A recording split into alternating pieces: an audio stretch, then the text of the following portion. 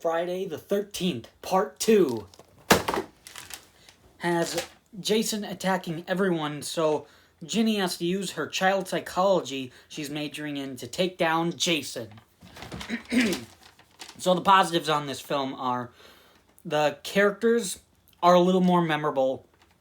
Ted is a goofball, Mark is in a wheelchair, Paul is a love interest for Ginny, and Ginny herself is a much better final girl than Alice. She's capable and smart. She kind of fights Jason. She knocks a chair over him, so that's really cool.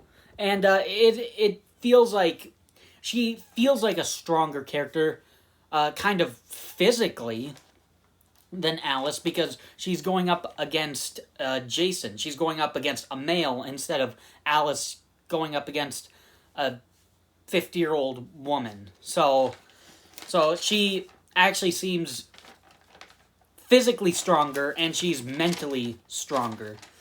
Because she also uses child psychology she's majoring in against Jason, manipulating him. There's not a half-assed mystery in the movie like the first one. Like, you pretty much know that it's Jason. It very clearly says Jason is the killer, so it improved on that from the original. As where the original is like, hey, we're gonna make a mystery, but we're not gonna show the killer at any point until the end, so you don't know who the killer might be until we actually reveal it. So here, they just get rid of that whole mystery angle and just make it known that Jason is the killer for this movie. The chase at the end is good, with Jason chasing Ginny. Jason chases her in a room, stabs through the top of the car, and chases her into a shack. She uses her child psychology to defeat Jason that she's majoring in.